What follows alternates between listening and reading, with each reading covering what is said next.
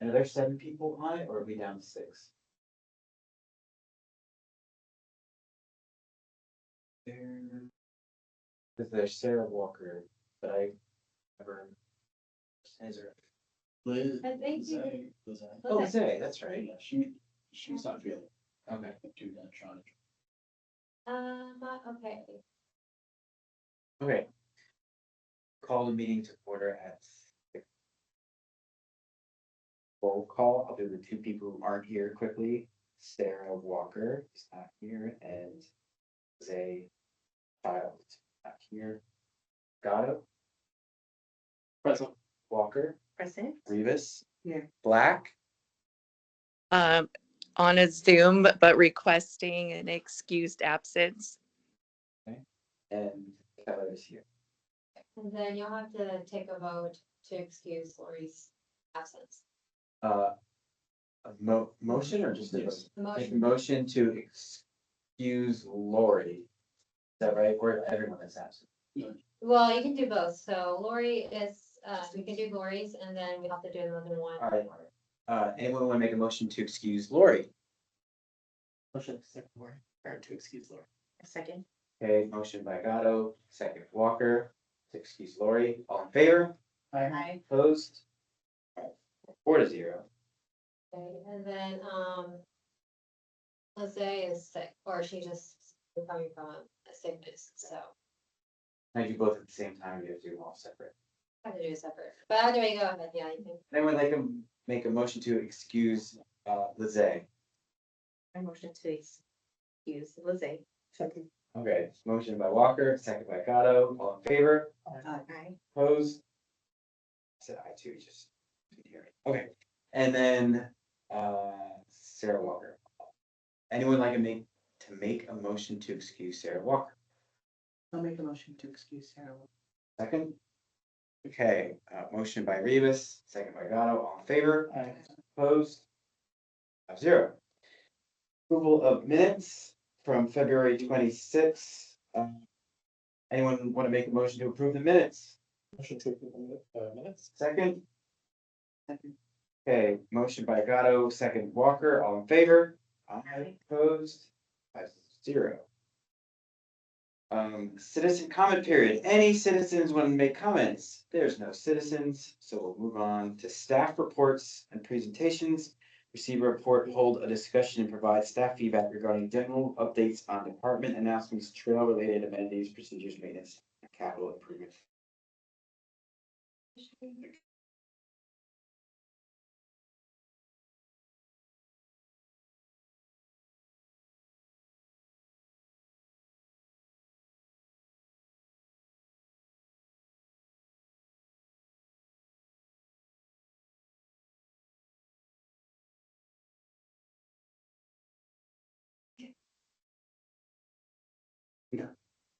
So, the first item on the agenda today is our general, staff reports and presentation for you all.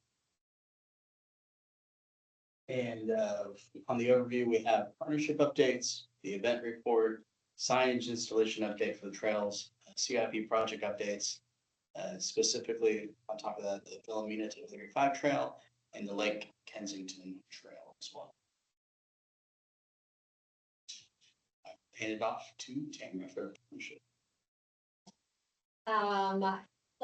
So yes, we just, gotten some new partners, and so we have the Violet Crown Sports Association that we just signed on with, we're excited about, and then, the Austin Ridge Riders. We're still kind of process, but we're just fine tuning that agreement. But yes, Violet Crown Sports Association, they, think they do all, I don't know if Josh, if you want to give a better description than I can about it, but sure, go ahead. Well, I found them having some kind of event for kids, and they really stressed the free and kids. And they were doing an event in Mueller, and I was like, oh, this is perfect if I'm trying to build that same kind of community here. So I contacted them and met with them. Kind of like, I don't understand, there's not organizations that just do this kind of stuff. I mean, they put a lot of work in. And they were just like, yeah, we just want to get kids on bikes in parks. That's what the name of our event is, Kids on Bikes in Parks. So I think we've had 2 events. One was, I forget if it was 2 years ago, but it was really hot. I think it was in July, and then we had one about a year ago. And the one a year ago was pretty well attended. They were like, "Oh, we gotta come back because it's doing well." The first one we were hanging flyers all over town. The second one, they did a lot more digital marketing and just market on Facebook, and they said it works really well, which makes it easy for me because I don't have to go around hanging flyers. So I think we're getting better at it. I hope the numbers go up just to prove that we're getting better at this. And I'm excited. I'm not exactly sure what the partnership means, Yeah, but I'm excited that it might make things easier. for sure. And so essentially like because of they are in a partnership with us now. So it's not gonna just be doing one event with us. This is just one event, but then we want to continue seeing like what other programming can we partner with this group to provide kids with more cycling clinics, either at low cost or 100% subsidized. And just so continue to get those opportunities to the kids. It could also be that they could help us with like bike trails and just kind of think about the kids and the use of it. And so I just love it. It's just kind of really that relationship. It's not just a reservation type of event. This is the beginning of growing that partnership and seeing how that impact can really help the citizens of Kyle in that manner. And so same thing with Austin Ridge Riders. Have y'all heard of Austin Ridge Riders by chance? Okay, Austin Ridge Riders, they're like, I don't know if you've heard of Dorba, but essentially in Austin, they're like, I say the big man on campus in a great way. And like they are just super pro, like these trails, like making trail maintenance. They just have partnered in so many different projects across Austin and around surrounding cities of getting these trails established, working with groups like volunteer recruitment. I think they've been existing for, oh my gosh, for years, Long time. a long, long time. And so because of them, they're able to do these public-private partnerships like the city of Austin and these other cities to be able to create and maintain trails. Because it can be easy just to create a trail, but if that agency or that system is not the capacity to maintain them, it's always helpful to have those other resources like this. But more than that, it's creating an advocacy. And so the hope and what we want together in this partnership is to create more trail advocacy in City of Kyle. And so we have more homegrown like advocates here rather than outsiders coming in, which we do want. We want them to come and enjoy our trails, but we want even more advocacy to happen within our own city limits. And so we're just having that so they can help partner with us to do events to help recruit more interest, raise awareness, to know that there are people that love trails like y'all do. And so we want to get that more out in the open, especially when we have like big dog with us. So like, hey, like we have Austin Ridge Riders, like, this is a really like serious thing that we want to take it to another level. So. I would say Violet Crown also is a lot of street biking and road cyclists. So I think that ties in with the vibe. I don't think we want races on the vibe, but just the idea, if you talk to someone, I do talk to a lot of people, especially when I bring up trails and biking, and they're like, well, I want to do more street biking. And I don't feel safe in Kyle. I'm just interested in what they might bring to it or who they might bring out of the woodwork if people start to learn about them too. So Austin Ridge Riders is more off-road and then Violet Crown is both, but their goal, one of the first things they said is to build the sport of cycling, and most of them are road cyclists. Yeah, so that'd be great. So it'll really help us spread that advocacy and really, well, I think we have that perspective of people that are users, because I don't know about Will, but I know for me, I'm not an extreme cyclist, Will is always out there, people like, oh, is that Will? And so that's why we love to have this professional, like, expertise perspective to help us give us that other, side of thinking. Oh, and then I guess going back to that, sorry, and then they are having the Crown Sports Association, yeah, like you said, we're having a Kids on Bikes and Parks event this Saturday at Waterloo Park. Each hour has a different level to it, so 9 a.m. is beginner's wave, 10 a.m. is intermediate, and then advanced is 11. Yeah. And they have bikes for kids in case they need to borrow one for the event, but, and you just have to have parents there and helmets, And we are trying to, usually I'll go to like Kyle Donut and places that can donate baked goods. Sometimes even some parents are like, hey, I'll just bake brownies and bring it. I'm like, okay. So I don't know if that's a legal thing or anything, but if you know anyone or any businesses that would donate, it's gone really well. Sometimes just a mom will just bring like 20 bananas or something. They all get eaten by the kids. They're hungry by the end. So if anybody has any ideas, or if that ties in with partnerships, that's the kind of thing I would like to see just grow more. But I think if we have the events more consistently, it might be a little bit easier just to kind of coordinate and get that. Yeah, for sure, which is great. This is like the first, and then we're hoping to have more events here in Kyle. Is that a legal thing? Being able to bring those goods onto? Don't know. It's, It's not a I, city sponsor. it is, it's, well, it's us, and it's not just reserving, it's both of us. I don't know. And the I first have- time I didn't worry because it was Kyle Donut and I watched the lady put them in, but then the second time this mom's just like, I wanted to bring muffins and I was like, okay. I think we're not giving them out. Okay, I can't really control what the public yeah. needs and who they accepted from. As long as she's not having like a table and saying like, give these out, or I mean, if she just. Sure, she- Just like as, It was almost like a mom just Mom? bringing something and yeah, handing it. then yeah, but it's not like we have asked this lady to provide the food for us. Okay, so for the event report, we had the Greatest River Cleanup in City of Kyle at Potterly Park. It was great. I'm glad that all those people got to go. We had council members there as well. Be able to help out. Everyone just got really, in it. They're just picking up trash. And I'll kind of use these pictures in the other presentation we're about to see, just to know like, there are people here that want to do something about our parks and trails. So that is a fact. And then my hope, all of our hope is to continue to grow it. So we have people here, it's just setting them up for like giving the opportunity to see leadership and how we want to continue to contribute to our trails in the city. But yes, we had 46 volunteers attend, and we had over 6,000 pounds of trash cleaned up. A lot of trash. Yeah. Especially around like the drainage areas.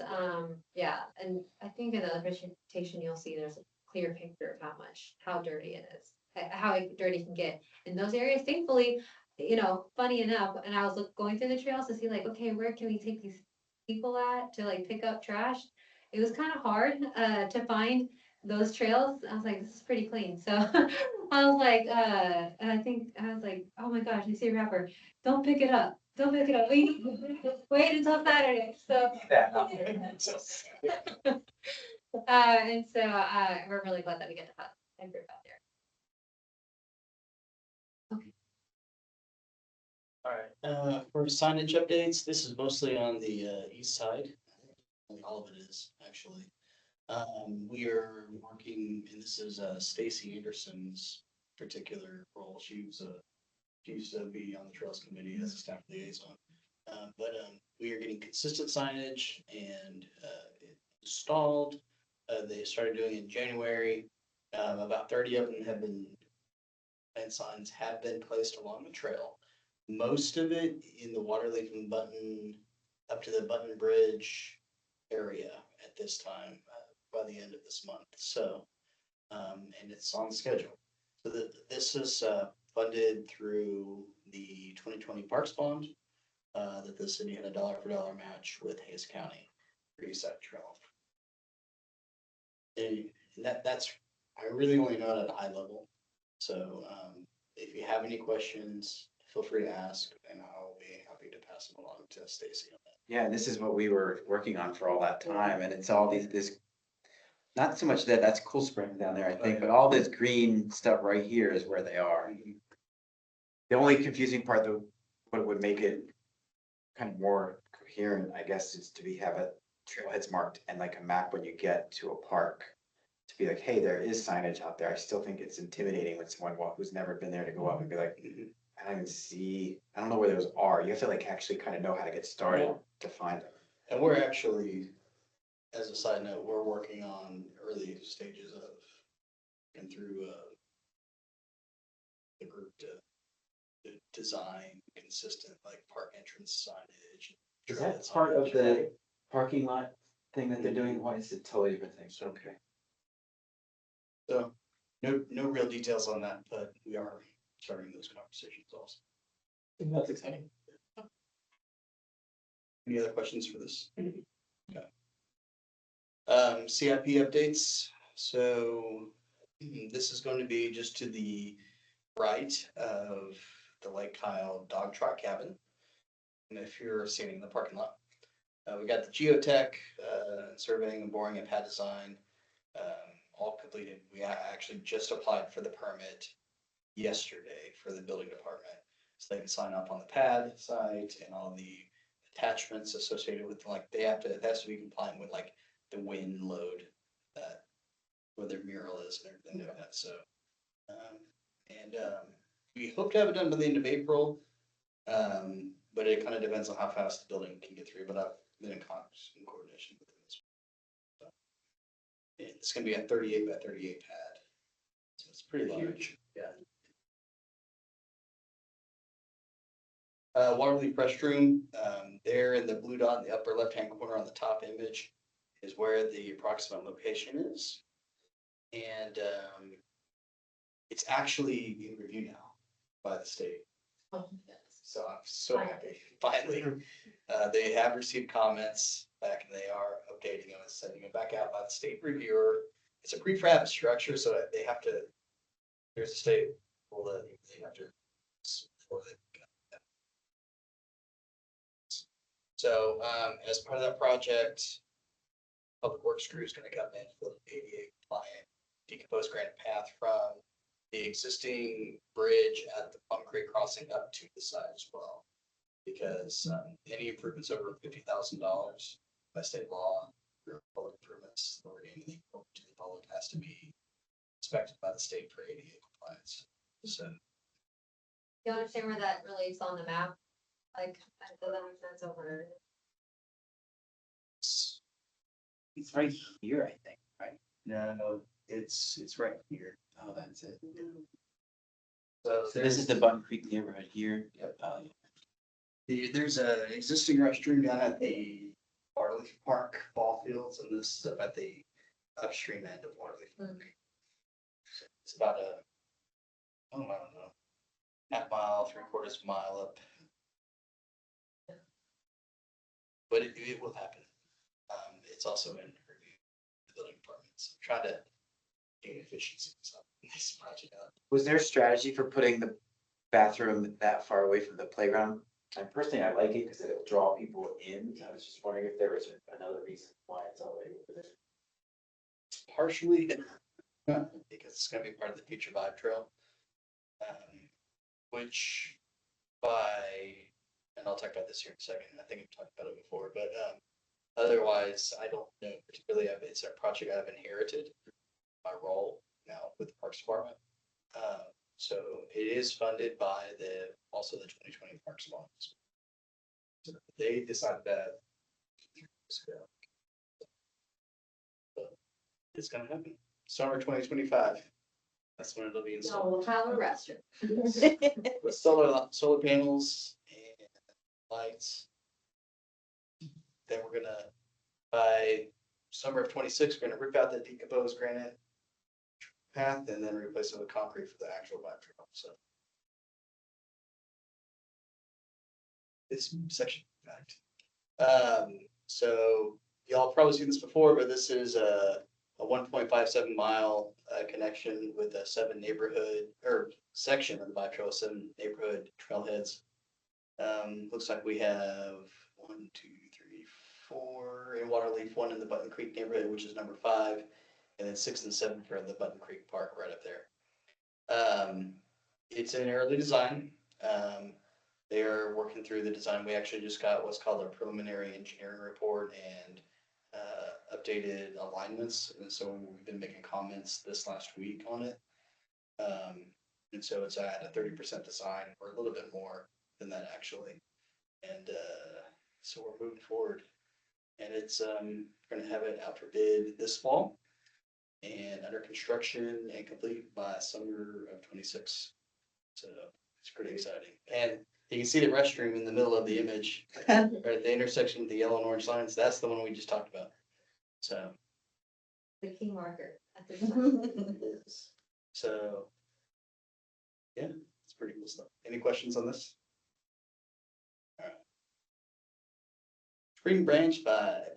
So this is a fun one, but it's a really cool site too at the same time. So we, in 2019, the city was awarded a Texas Parks and Wildlife grant for $200,000 to construct a trail from essentially James Atkins Drive all the way up to Veterans Drive.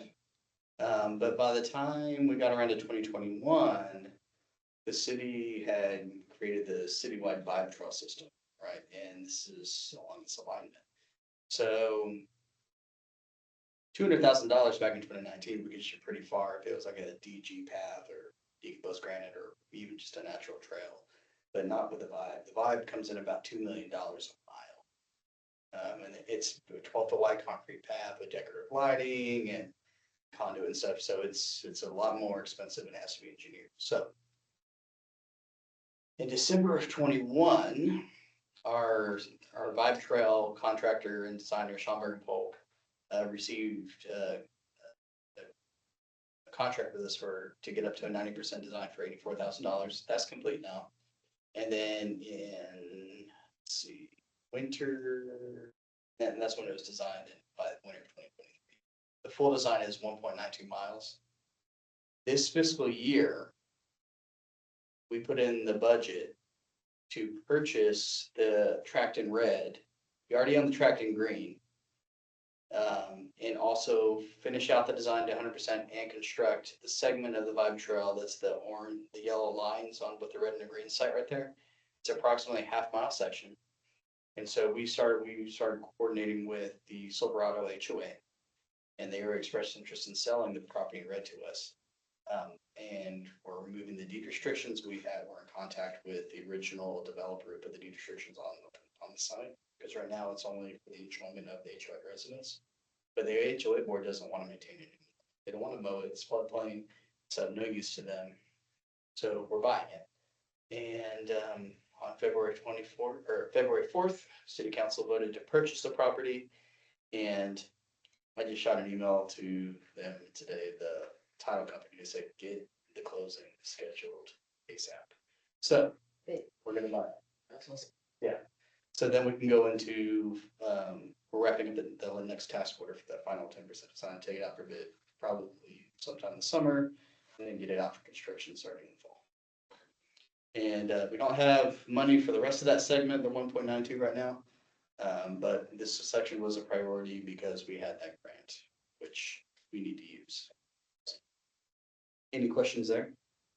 And if you haven't been out to the site, if you go out to Western Cove, the cul-de-sac there on the southern end, there's a little bench there and a trash can. You just look out through there. Wouldn't even know that site's out there unless you know if you go out there. It's a really nice, cool site. It's such a key part. I think it's right here on the map, but all this Yeah. residential around it. I mean, if people get excited and be like, oh, I can actually hop on a trail and go to these different places, including the marketplace shopping area. I mean, some people are obviously just going, I'll just take my car forever. And that's expected, but there's other people who might be like, oh, I can do something else other than my car to get to all these places. That's just a key point right in the middle of all those neighborhoods. It's on the spine of the Vibe Trail going from out to the Emerald Crown Trail, which is going to connect Austin to San Antonio out near the Blanco River, going east and down Plum Creek, that's where we're building the other segment down there in Waterleaf. So as funding becomes available, as we identify it, we're getting little bits at a time, and it's not happening fast enough, but it's moving fast for city. So that's exciting. Any questions? The TA grant. The TA grant is TxDOT Transportation Alternative Grant, is for non-automobile transportation improvements. Excuse me, Schomburg and Polk applied on behalf of the city on 2/21 for phase 1 grant submittal for the section of the Vibe Trail that you see in green right there, connecting I-35 over to Philomena Drive, just south of Brent Boulevard. It is an 80-20 reimbursement grant, and what that means is if we are awarded it, we will fully design that segment of the trail. We already have a 30% design on it already. And then we will build it, and then TxDOT will reimburse us 80% of the cost. It's gonna cost us about 1.27 million, all told, but we'll get most of that back, so if we get awarded it. And we had a meeting with him last Friday.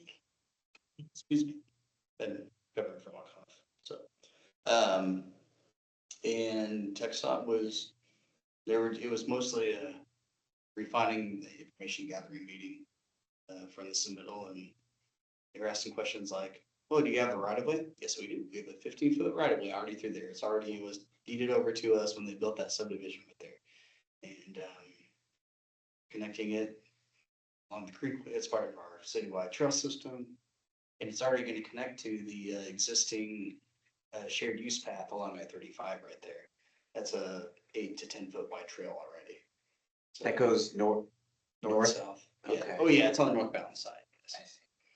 And so, and it's pretty cool. It's we think we have a pretty good chance of getting the money. But we'll find out May or June if we make it to the phase 2. And if we get through phase 2 and get all that, then we'll find out by the end of the year. The grant.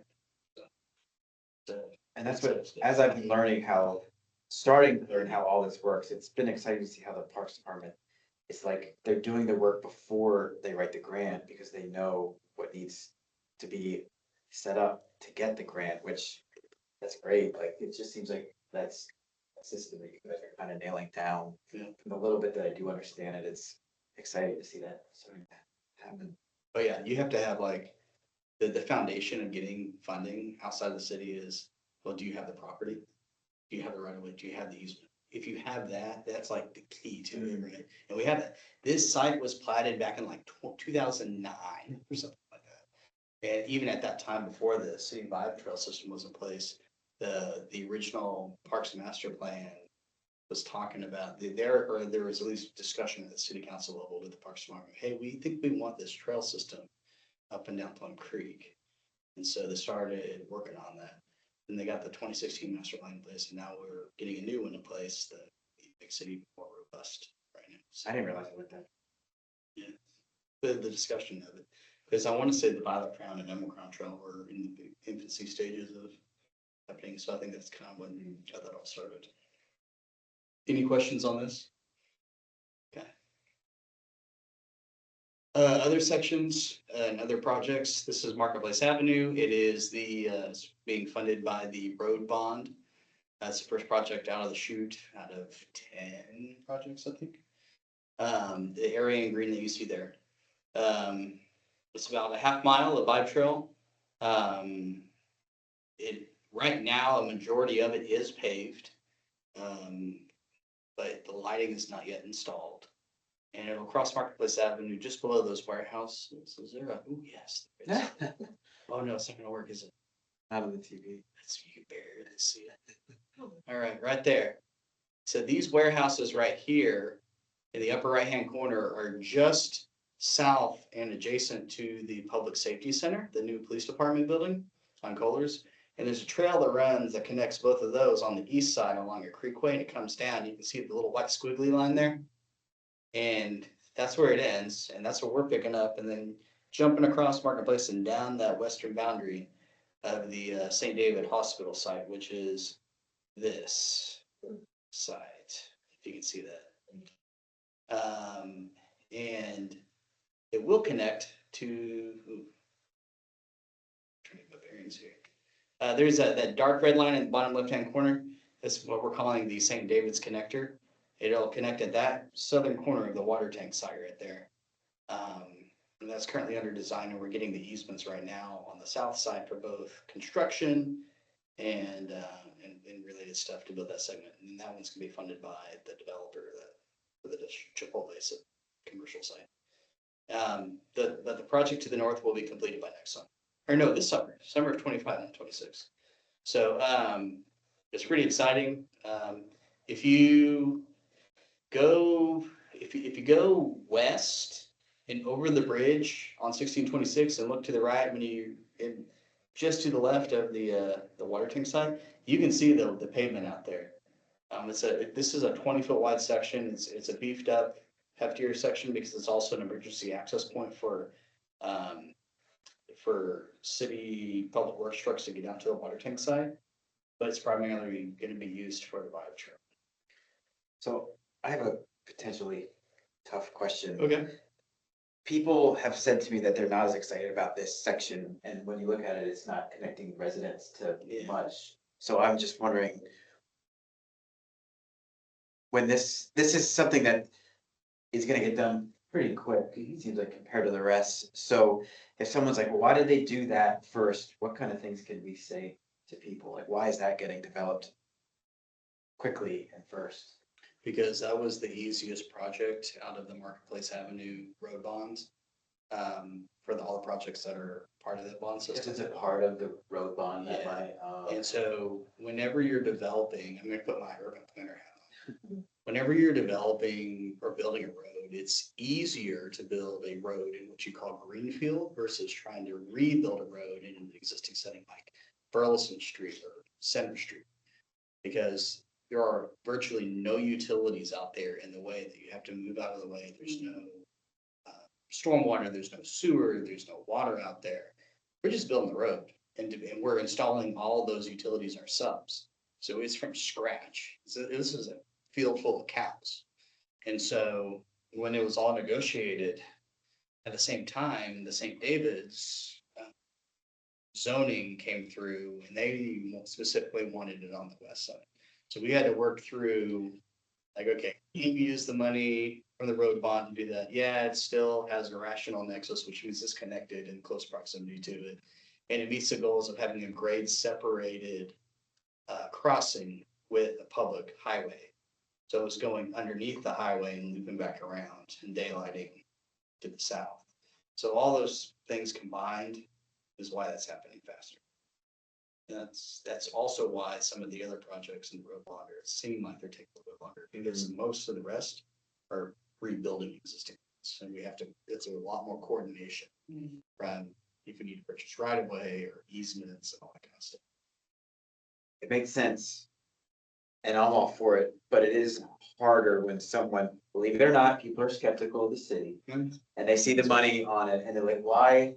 The question literally is, why is it connecting the police to HEB? And I'm like, I don't know. Yeah. So that just is something, those of us that advocate for this kind of stuff, and we get those questions. Yeah. If there is some answers that we can kind of relay that helps, that does make that conversation a little bit easier. From a road perspective, an extra connection point going due south where they don't have to get on the interstate to respond to calls, and that's helpful. That's good, yeah. So, And people love the public safety response, so that's good. yeah. So. Any other questions on this? And there's some pictures. So I'm standing at the north end of the existing stub out of Marketplace Avenue down there by those warehouses. So the warehouses I mentioned earlier are to my left and outside of the picture. You can see the end. Right there behind the tree. And then it loops, you can see it going, building up a ramp up to the level of Marketplace Avenue to the right of the picture. Here. Okay, so pretty much that. Is it going up, and that's the Marketplace Avenue. HEB is in here somewhere. I think HEB plus. I think that's it right there, actually. It's a big deal to have that plus in there. Yes. And so this is where you've crossed Marketplace Avenue, and this is Marketplace Avenue. So there's just off the screen here, there's the picture, there's where the connection is. So this is effectively a double width Vibe Trail section. And so they're gonna have, I think the lighting is going to be on the left. I don't remember offhand, but I think it's gonna be on the east side going south, and there's the new water tank. And then it's gonna go around and then back, so. And I think to point out too, that, even though at this time, who knows, the development's always happening, but maybe not be, it's not connecting to residential necessarily, but along like that part, like where the police is, there's also the Austin College, right? And so they have access now to go through that back to their trail to get to HEB, which is good for students too. And who knows if that school ever will come to development, where I've seen like some places will have like, or I'm not saying that's happening in Austin, but the Austin, I think, Community College, is what it's called, Yeah, ACC. ACC. But yeah, so it's providing a way for those students that, especially if they're international students and, you know, there before they get to university, whatever that looks like, you know, they have a place to go through to get to a grocery store. So it is connecting people to get to an amenity that is needed. That's good, because I feel like people, if they see that people are using it and like, oh, this is how it's starting, this is exciting. But if people are not using it and it's just used for policing, it's harder to build up excitement that way. But if we can even capture the story of like a couple students who go get their groceries, I think people are like, oh, it's actually happening. That'd be Yeah. great. Their building's expanding too, like they're also, I think they're building like another building, so it'll be closer, so they might Community even. colleges. Yeah. Yeah, so they might be, hopefully their school, I mean, it could be a conversation of like them wanting to figure out some connection to get to, from their school to that one, just not just using the sidewalk.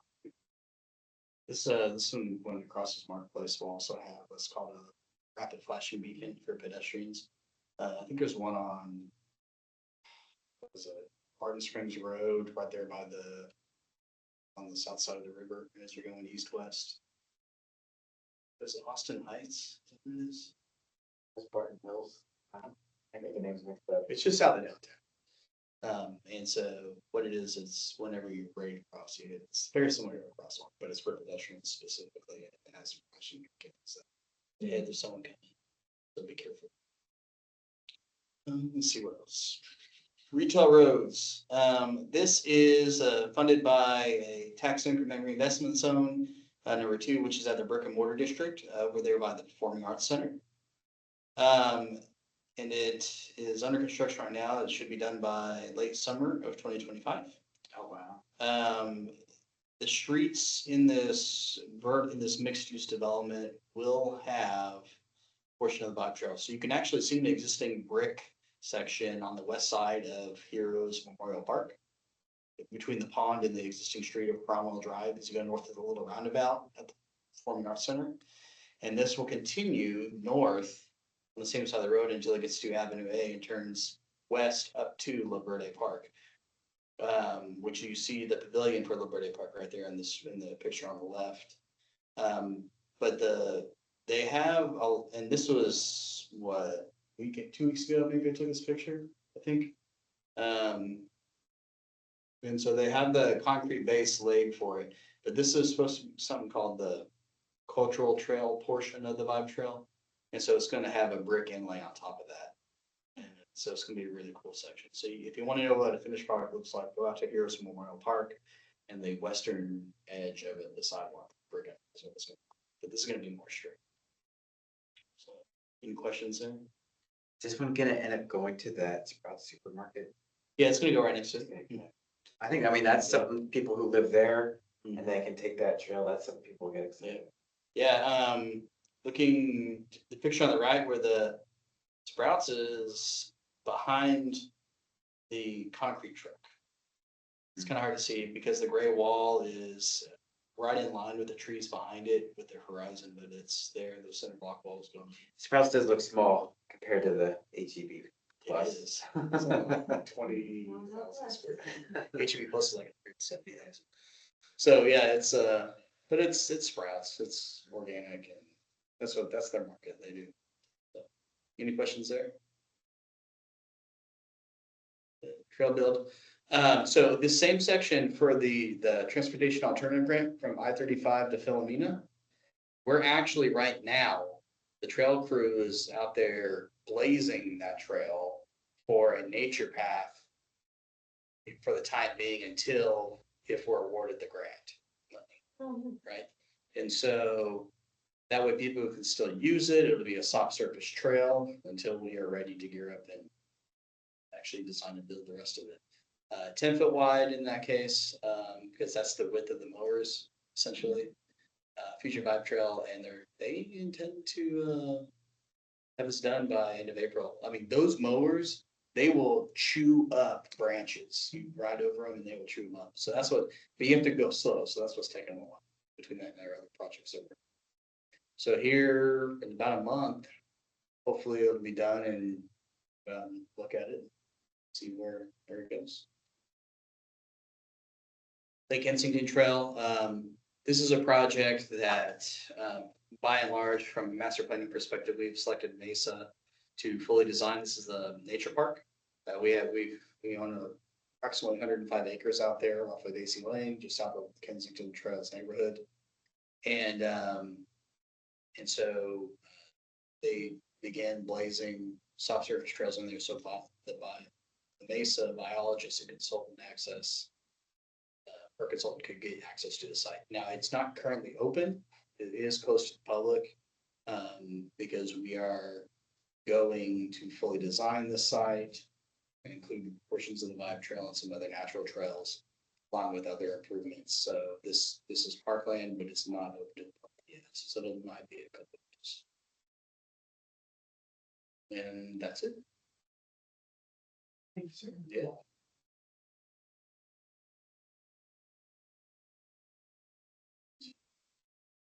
Oh, sorry. Um, We're on number 3.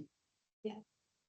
Number 3 is receive a report and hold a discussion regarding the tools and resources listed in how to become a park friends for precinct.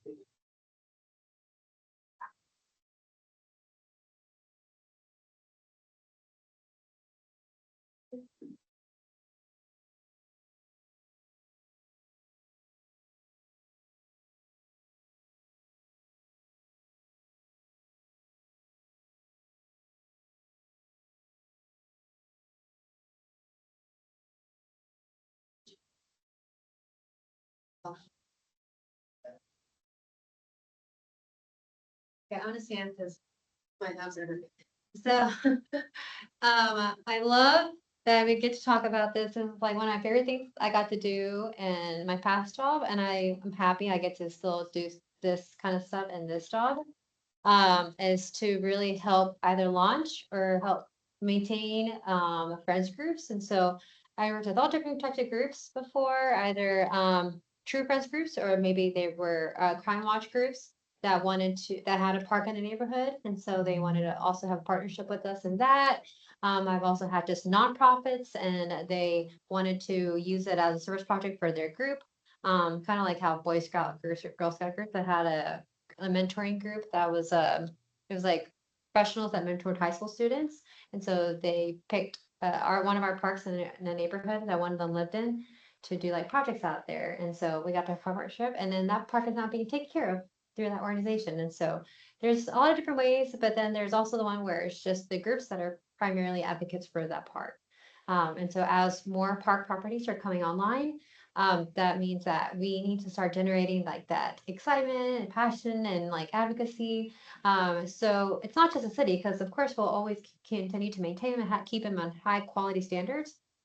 But it means so much more when it's people that live around that neighborhood that can, have their eye on that park to be passionate and let us know, like, hey, a lot of people that use this, they consistently need a restroom at the corner of the stop. And so we don't know that, because I know most city people don't live here in Kyle.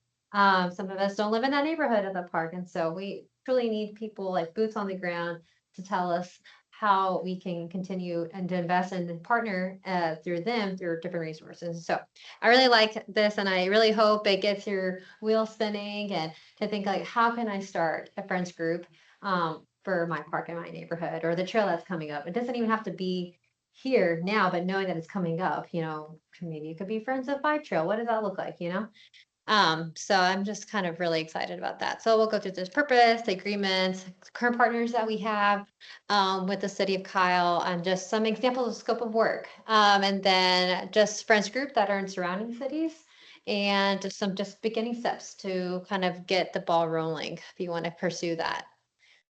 Like I said, I wanted to feature some pictures that we have from the Great Texas cleanup, river cleanup.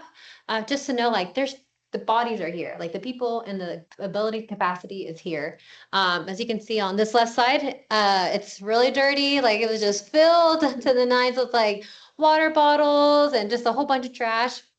But thankfully for the volunteers that came out, now it's all cleaned up. You know, it's just it came out and now it's can be people can walk through there and not be scared of what they're stepping in. And so, but it's those types of people that are friends groups that can help us do that by continuing to put that labor equity into our parks and that we're so grateful for. Okay, so what is a friends group?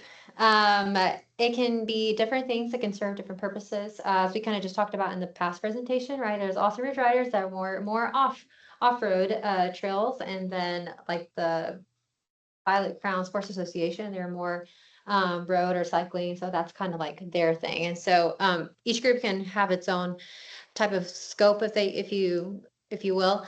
Again, it's a very community-based volunteer group. It's the people that say like, hey, I care about this park, I care about this trail, I want to not just voice for it, but I also advocate it, not just the city. I want to go look for grants, partner with other groups of how we can come together, host different types of events. Could be fundraisers if it becomes a 501c3, could just be holding just events, just people know that they can be a part of this park. It's formed by citizens with a common interest, like I said, for that park. It's also the ownership of public spaces. It truly is giving ownership and empowerment for you to invest in these public spaces and let it become what it is.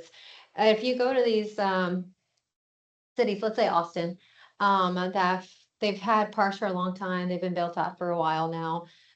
And so you can see some of them have partners. You can really see the difference of what those parks look like compared to the parks that don't have one. Just because they have another, partner in crime that is going to stand beside them to help advocate for funding or for service enhancements. By other volunteers because they have the ability to do it or they have funding sources. And it just helps because it's unrestricted by municipal process. As y'all can kind of see, the bike trail is 80 miles and, we are bound by the process of going through bonds or going through certain grants. And so little by little, but groups make kind of open a lot more doors to have other funding sources because there are a lot of times that there are foundations or groups that won't let government agencies apply. Only 501c3s can apply for it. And sometimes it can just be a nonprofit group being trying to pursue 501c3.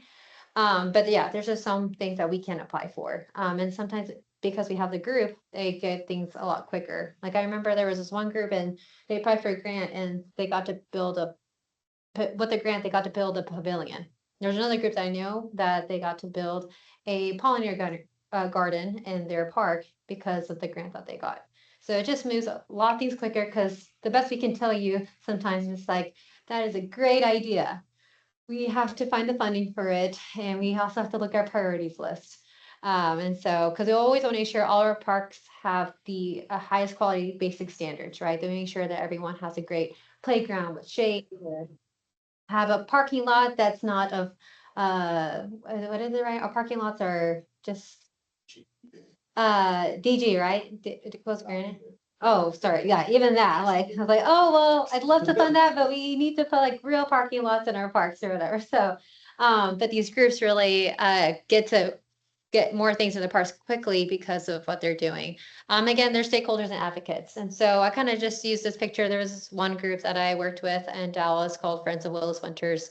That park looks amazing, but because of not just because of the city does for it, because there's a lot of partnership in that. Sometimes we'll do like that city of Dallas or that group they did sometimes where we met each other halfway. You can provide half of the funding for this and we could if we could find money, we'll provide the other half. So there's also that too where we can meet each other in some type of report and some type of portion. And so they have this where they have a garden, a pollinator garden that they maintain themselves and it looks really great.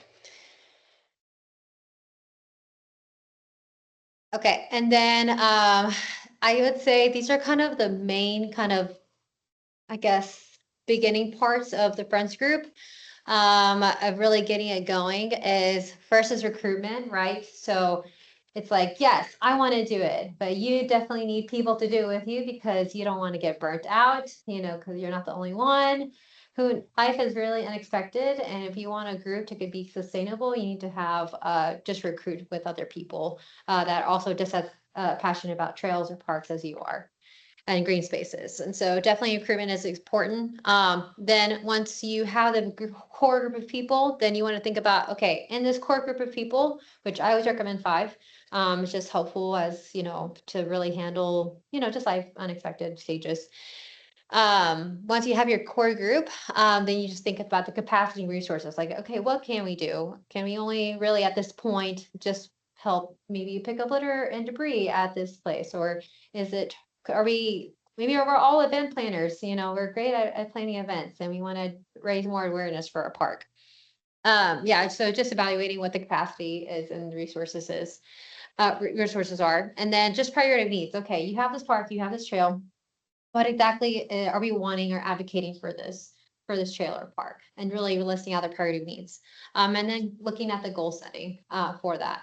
So I would say I call this the Bible for park friends groups. We'll click in a moment, but this is kind of a snapshot of what's in there. This is great. It just talks about short-term goals for the parks. So just examples. It says like maybe replacing bench slats or painting fences and benches, or possibly hosting a neighborhood gathering, or cleaning park sculptures. Like I said, planting flowers, cleaning up trash. And then mid-range looks like replacing equipment, hosting performance series, like a large festival, making a small landscape design change. And then long-term, so like raising money for a major renovation design. Like, I don't know what that could look like. It could be putting a whole new pavilion out there because you feel like the community or the people are advocating for another like holding space for the people to gather under. It says buying expensive equipment. It's like for us to like use, or if you're a trails type of friends group and you want to create and maintain trails, that might be something that your group would want to raise funds for. It's installing public art.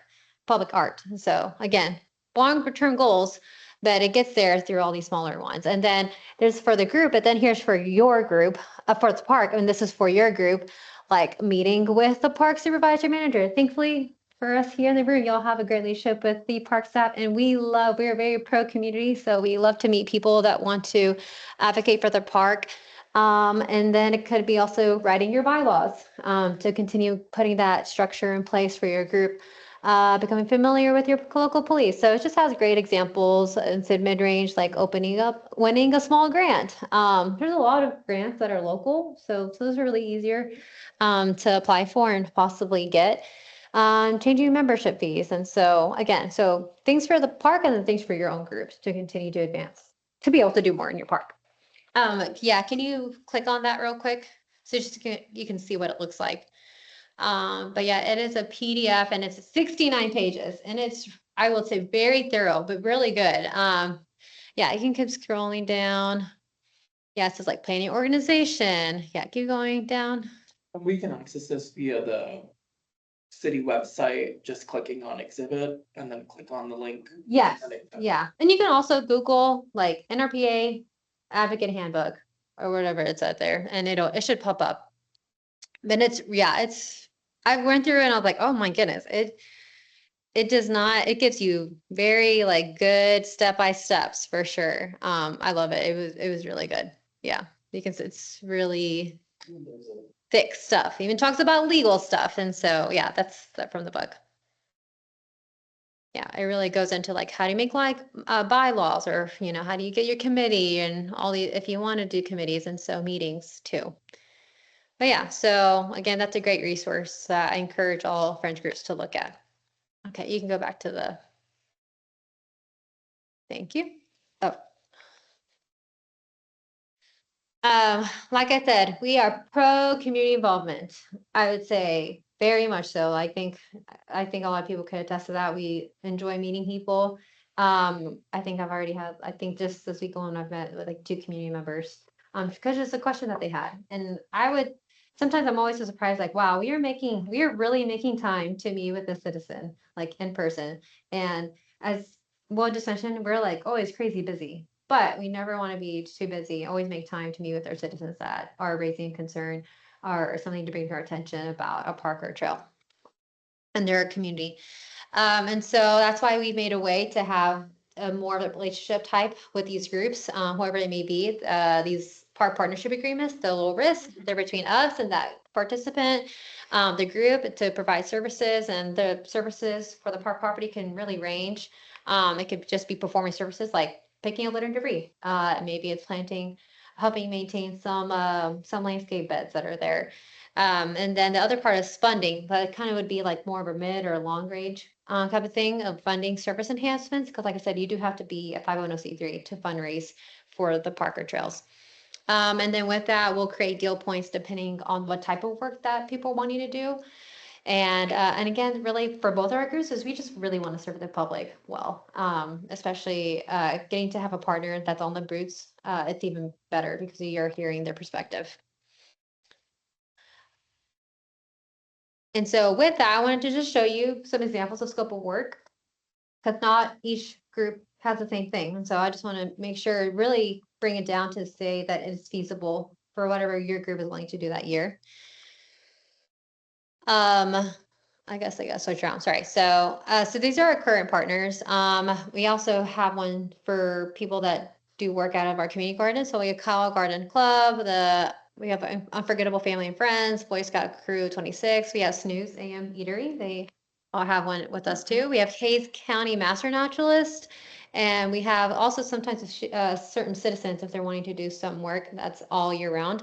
And then Violet Crown Sports Association. And then coming online is also Ridge Riders. So I'm kind of going through like a simple scope into a little bit more detailed scope. So Snooze AM Eatery, like theirs is just litter and debris pickup. And so what their agreement looks like is just they're agreeing to pick up litter debris every month, and just letting us know like, hey, just coordinate with us 72 hours in advance to make sure we can get you the supplies you need, like trash bags, gloves, and a first aid kit. And so, like I said, we don't just like, okay, thanks. We try to say, like, how can we help supply with what you're wanting to do? And we just ask that they report their hours so we can log that. So there's that one. So that's great, simple, and a great first step for a lot of these groups to do. And then I brought this one because it's a little bit different. So this is Sheila Harkett. She's a citizen. I think I'm trying to remember if she lives here in Kyle. I think she does. But she's wanting to conduct flora and fauna surveying in our parks. And so we've allowed her to do that, not just in the public parks, but also in those park properties that are not open to the public yet, because they haven't gone through the whole process. They're not ready. Hasn't have all the standards that it needs.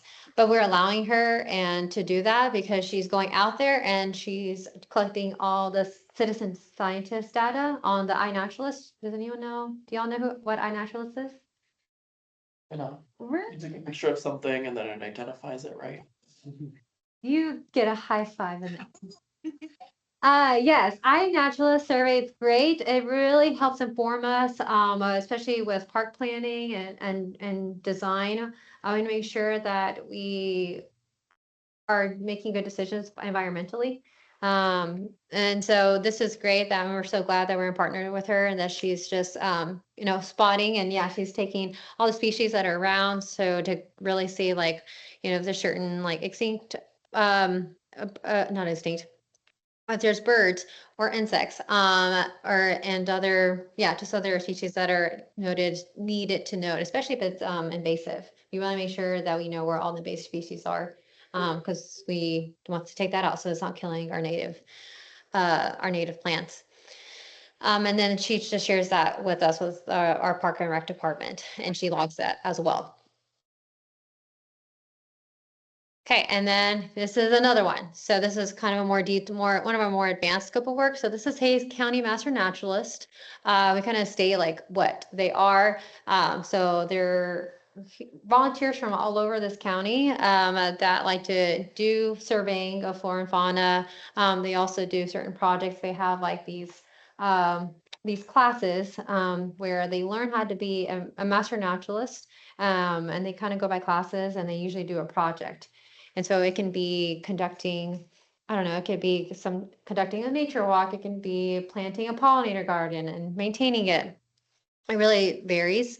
And so like for here, you know, they can do plant and wildlife surveying, they can do seed harvesting, invasive species removal, and then planting native species and maintaining them, enhancing water and fertilization of native plants, and assisting with trail maintenance, litter debris removal, as well as education outreach events. And so theirs is a little bit more involved, and so because they want to have that realm. And so we do allow for that too, because they do have a lot of volunteers in this group, and they want to pursue doing that type of volunteer work with the city. Okay, so you saw what our current partners are, and so I wanted to explore what our other partners look like around us that have a friends group. So I'm gonna kind of first do this Friends of Copperfield Nature Trails, and so they're out of Austin. They're for Copperfield Park. If you can click on the picture, we'll kind of look at some recent work that they've done for their park.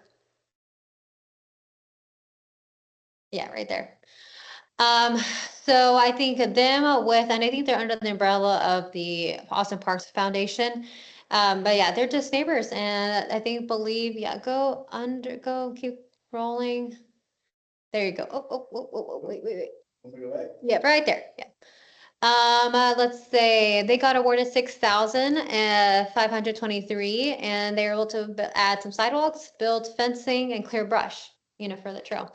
And then you can go, yeah, and you can kind of see some pictures that they did. They got to put a new bench in, and yeah, volunteers got to improve the trails during a park event. And so just that group is continuing to like invest in that park and add something like where there wasn't a bench. Now there's an added bench on there. So it's like truly enhancing the amenities and services at that park. Okay, you can get out of that one. Okay. And then, yeah, we'll go to Friends of San Antonio Natural Areas. Look down their website as well. As they do native, I believe when I remember, they do native interpretation walks for citizens. And so they'll host that, and so people can come out and they'll just kind of talk about the wildlife out there. And so I guess they have some very like skilled people in their group, which is great. I think with this, I wanted to show y'all the calendar. And so one thing that they do consistently, which is great because it really builds like consistency and awareness of their group. They do like Thursday work days. And so every Thursday they have work day out there, either trail or park, I'm not really sure. And look, I guess growing up here, you could click on that event. I don't know if it'll just show just the description. Let's see, children explore how wildlife deal with winter cold. We also go on a nature walk. And so they'll meet at a classroom, and let's see, they'll do environmental literacy, and it builds on child sense. So yeah, and they are hosting this, and says that they're event partners. Okay, you can exit out of that one. And I really encourage you all to go to each of their pages to really explore more that they do. And then for the Comal Trails Alliance, have y'all heard of this one? Okay, this is kind of more of a neighbor. It's they're 2 cities down. They're really based out of New Braunfels. This one's a very advanced friends group. They're really great. If you can scroll down, I think to the point that they've made this 5K, 3K that funds for their trails and parks. Here, you can we can watch a little bit of that video. It's called the Yeti race or something like that. I don't know if you can really see it because there's not really any sound. That's just fine. So, you know, again, that's just kind of like future goals or long-term goals that the group can put on things like this to raise funds for park projects. Huh, interesting. I'm watching this the first time as well. I mean, this is what I figured. Scared of that. That's why they keep running. So maybe ours can be the Grinch, because the Grinch, he maybe comes out in the summer, I guess. Christmas run. The Christmas run in July. So yeah, go down And so you'll kind of see that they have these different types. They have the trail run, walker hike, and then the Yeti chase. So I guess if you don't want to be chased by a Yeti, because you don't want nightmares at night, you don't have to. But yeah, there's that registration. They also have trail volunteer days as well. And like I said, they have sponsors. Again, opening doors to funding that maybe we wouldn't be able to. And especially corporate sponsors, they really like to give to these boots on the ground groups as well. Yeah, and it just talks about all the different headways that they've done at these different places. Y'all ever been out to Panther Canyon, by the way? That place is cool. It's in the middle of New Braunfels. You wouldn't even know it's there. And it's over by the springs, Comal Springs. And it's pretty neat. Bucket list right there. Okay, you can exit out.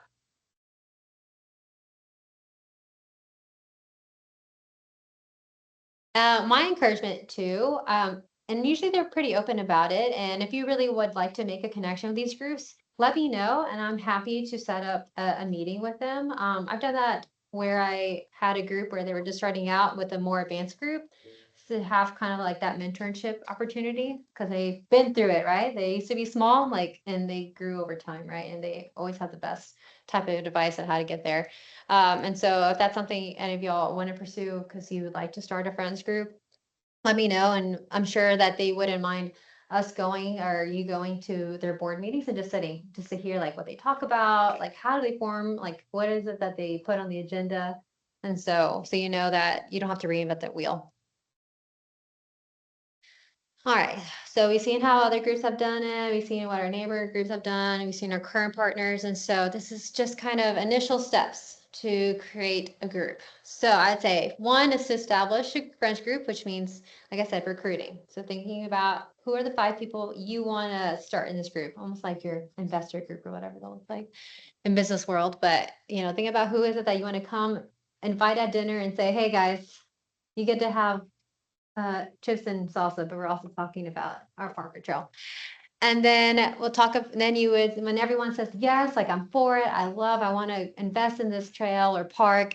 And then you'll kind of formalize the group. Okay, so like who's the lead, you know, eventually what president or vice president looks like, you know, assigning roles to figure, and then kind of coming up with like, okay, what's our goal? Like what is it that we want to do? So that would be number 3, building your mission, building goals and objectives. Again, think about short-term goals. Don't go out of crazy because if you go super big and you know you're like, okay, we'll eventually get there, and then it doesn't happen. So do things that are attainable. Like I said, I think it's SMART goals.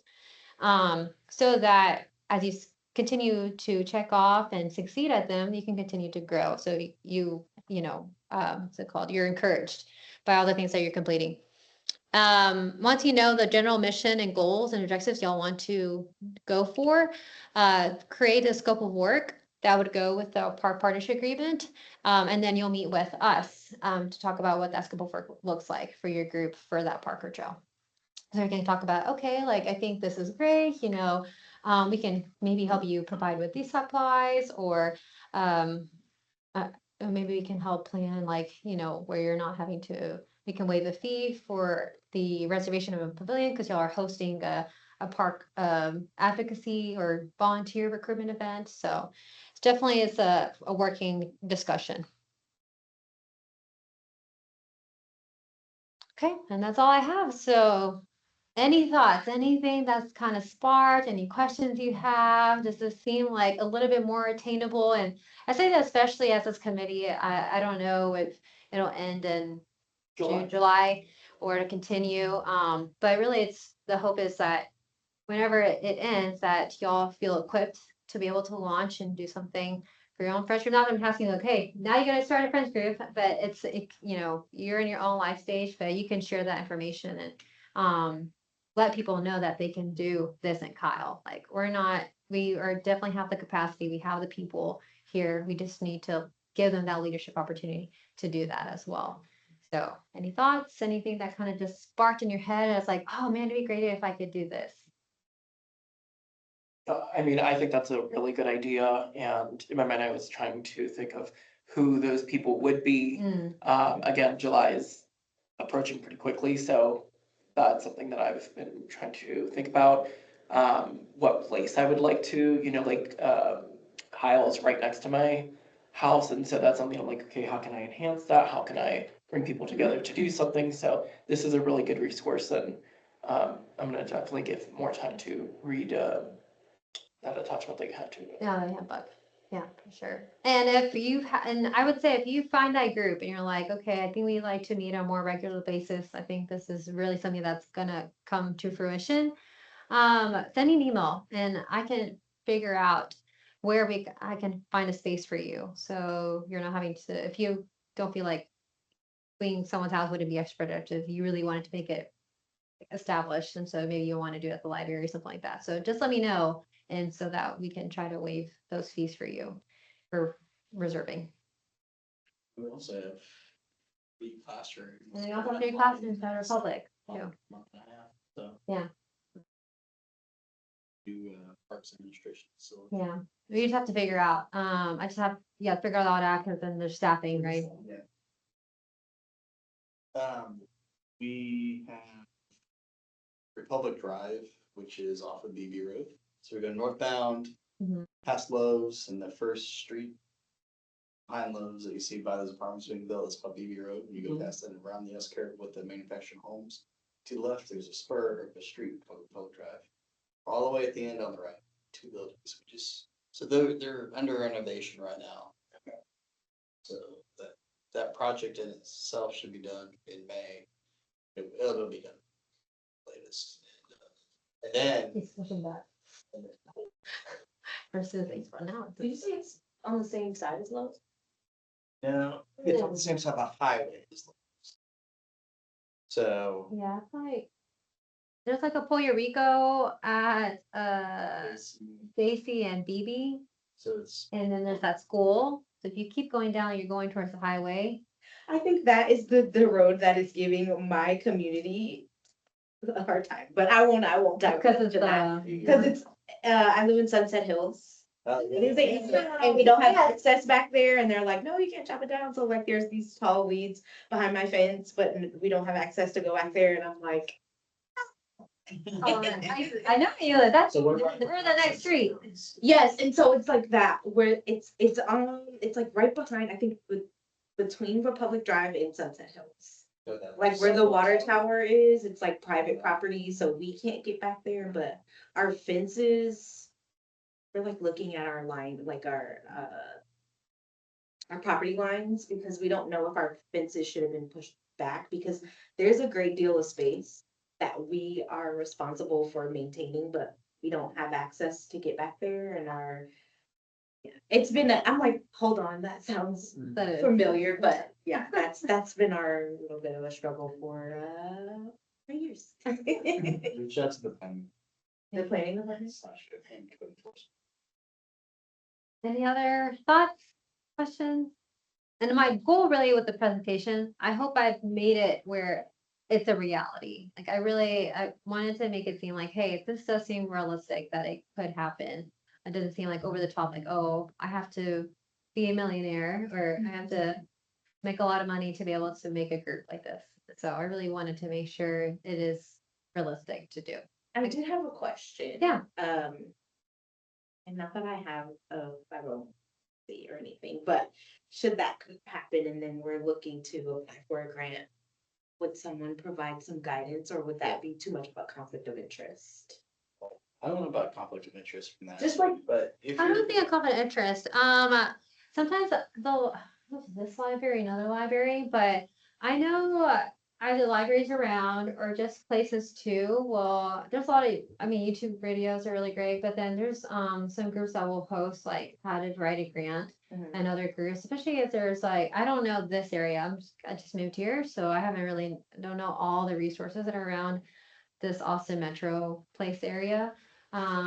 But I've seen where there are some groups, businesses or nonprofit centers that truly give just resources to nonprofits because they want to give nonprofits resources because they are needed. And so sometimes they'll host grant writing classes. And if anything, if we know if there's grant writing classes, then we can send them out to, especially our friends groups, to be able to do that. And I was gonna say, and if it's, especially if it's like helping the parks department, like build a trail or help Like improve. that would be and all the that, thinking We will about. help provide the backup That's material. the most intimidating part, like, oh, that's money, that's grant money, all you have to do is this, but it's like, that's intimidating. So, okay, we have connections, like, for example, say, it's a section of trail, well, we know it needs to be engineered by, so engineer design. So, but if you need money to apply for the grant to design it, then we also have connections. Maybe it's a civil engineering firm on the city's rotation list, then we can select. If we get awarded the grant money and yada, yada, yada, and then help collaborate, like, we have, yeah. They give you the group in where you need information, so we'll help provide all the information you need to be able to apply for the grant. Yeah. Presentation was great, and I had all these questions as you were getting started, and you just answered all of them, so it was really informative. And I was encouraged because when you started, and through the experience that I've had with just trying to build some communities and things like that. And I've only lived in Kyle for, it'll be 3 years this summer, so I don't know if you guys have any thoughts on this too. But it's hard to get people to come out for stuff, at least I thought it was, but then I saw all the groups that you've already made. And you haven't been working here that long, like, that's really encouraging. How did you have to go seek them out? Did they seek you out? How did you make all those relationships so far? They can come both. So I should say they come out to us, I would say a lot of times. Sometimes I'm like, oh, there's not anyone, but then they come out of the woodworks and then they want to do this. And I think some people will think, especially these partners, because they're not, like I said, they're not 501c3s, and I think most of them aren't park advocacy groups, but part of their services that what they want to provide is taking care of a park or trail. And so we just form those agreements, those partnerships together. Sometimes it just comes out of just meeting a citizen like Sheila, and she wants to invest in the park. And so this is kind of our partnership together. And I would say that was kind of like my experience in Dallas too, where when you think there was this one group, I think this one area, which is mostly Spanish speaking. And this area is also low income area too. And before I arrived, I think maybe there was like 4 active groups. And then afterwards, I think now they have 12 active groups. And that's because people took the time, like from the Parks Department, took the time to meet with them and tell them their possibilities that they can do. Because I know it's a tall order, to want to advocate for a group, do something for a park. But we want the same thing as they do. And so knowing that, hey, we're able to offer our resources so that you can bring this to light or bring awareness to your park or trail. And so because of that, like, I know I hosted at least 2 big events, like one of their park, because they have a nice, beautiful trail. And then there's friends group there, very small, and also Spanish speaking too. And so we worked with them so we can really, have, again, promote ownership of that park that they have, because it's their park, at the end of the day. We want to make sure that they know that they can advocate and say like, hey, I think we need to have more seating, or, the playground there's kids here that need have a disability, mobility disability. We need to access it better. And so I think because they know we're willing to have the conversation, people are coming out to have conversation with us. And so I think that's what really is helpful, is because we were able to have the conversation. Right. You have anything else then? I will take this off. Oh, you can exit. Thank you, guys. Are we at adjourn? Do you guys need anything for this? You know what? If y'all really just wanted to, if there's anything else you wanted to look at the map for? That was my actually intent, this presentation that I did. Well, it's really cool, and I was kind of bugging them to do this, so maybe next time we can plan on, I don't know, if you have any thoughts on this too, let me know. But like, so I would like Mark, this is what I've been doing, this is why I would like to hear from you guys too. I would like, Mark, here's where I live, and here's the connections that I'm planning on using that I think are really cool, and here's where I want to go, and here's what I want to get developed. And just to have as many people, you guys, to start off, say, here's where I live, and here's where it's not gonna work for our community, because we need, like, that might come out of that activity. That would be helpful, because looking at this, I can see like, oh, that street is in I just don't understand. So thank goodness that technology is advanced, because if I had to use a map to get anywhere, I feel like I'm not driving. But I think that would be helpful for me to like visualize, like, oh, my house is here, and then. And the guy that asked, it's him, he's like, hey, can you, I live at this address, where, and he would be like, it's right there, Yes. so. Yeah, so in my role as planning director and even working with planning departments since 2016, that's all the projects are based on maps. Like whether it's a private development or it's a public project. So I may not be able to tell you exactly where the street is, but I can tell you what part of the city it's in or what it's. Yeah. But neighborhood. I'm like, And then I think what might happen is like, if you say, hey, I live here, there's just not this right here. I think the kind of stuff that can occur, or at least that my experience has been is. Like you just talked to Will about, it, he's like, oh yeah, they're planning on putting that in. Yeah. Like there's actually plans for that. And I'm like, really? I had no idea. So those conversations to then take back to your community could be good. Yeah.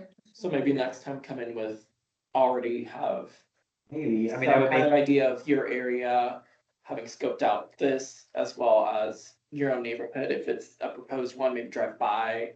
And then we can all work on that. yeah, and just like small steps. So you almost mark where you are and like, I think I would connect here and then just show us where that is. And then just almost like, what are you excited about? What do you wish there would be? Yeah.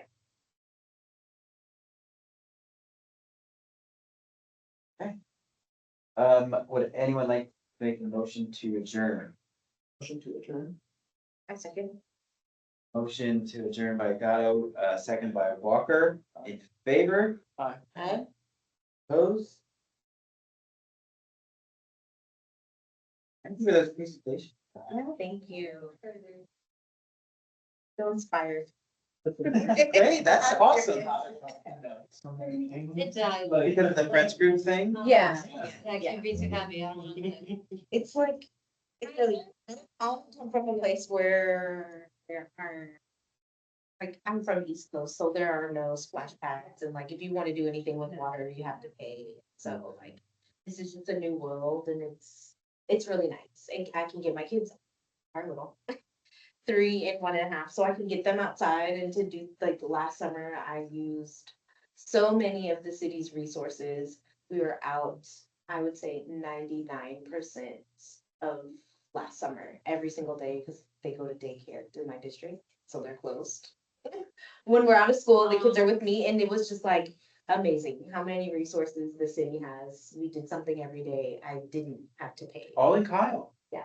Really? Or in Hayes, because I would go to Yeah, San yeah. Marcos Library, but like there were resources inside if it was too hot and outside.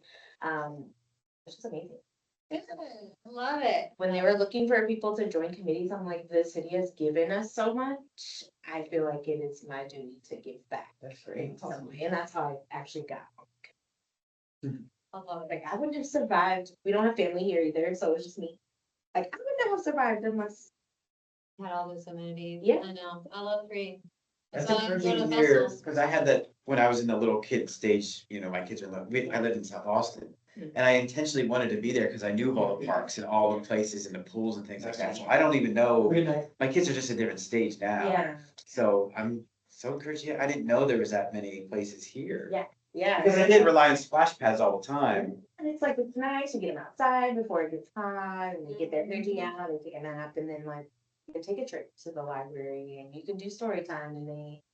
Everyone says how my youngest is so advanced, and I think it's just because I grouped her in with my oldest last summer, and. So like, yeah, story time and sensory time was more advanced, she was like walking at 9 months. She's just so nice, and I'm like. That's thanks to the city of Kyle. City of Kyle did that. for Come me. on. When I told my husband, yeah, I did that. So I am in this committee and it ends forever in July. Yes. Yeah, this time, yeah. So I think it really depends on how y'all feel. Because I think, I don't know, I know there's a fear like, oh, does this mean we'll never know what's going on? Like, you know, like I said, I think as soon as, especially y'all can be more focused on the areas that you specifically want to do. And then you just set up a meeting with us, like, hey, I really like to talk about this, just like these people have, they talk about that group, and It so. turns this almost like just theoretical discussion into friends groups that are like, let's just do something. Yeah, it's like, this is It's like a class. gradual release. Exactly, it's a long Here's all the talk. resources you need, now do my stuff. Yeah. But we're still here if you need us. Yeah, That's it. yeah, of course, yeah, we don't say like, okay, we'll see ya, no, if y'all ever have questions, y'all can still email us and ask us how, about some resources and all that, so. Let us know, let me know if you're not able to get into that or find the NRPA advocate handbook. So I can send it to you in a link. I might just do that. Should be I'll able just- to be able to link in that presentation. There is, but you know what, I'll probably just send it out now, so, to y'all. You had mentioned, see, the steps of getting it going, and any tips for getting it going, so I would probably jump on that Comal one, cause that looks so cool. Yeah, if you really wanna do that, I'm not gonna lie, I kinda geek out about that stuff, so I kinda wanna go to their board meetings too. Yeah. So if you really wanna do that, and I can, if you want to, and then I'll invite, open it to the rest of the committee, if y'all wanna join us for that meeting. Honestly, like, to get 5 people, everyone I talk to is busy, like, everyone is so busy, I'm just like, that's why I'm encouraged that you already have groups up there. And that's always been my trouble in this stage of life with kids,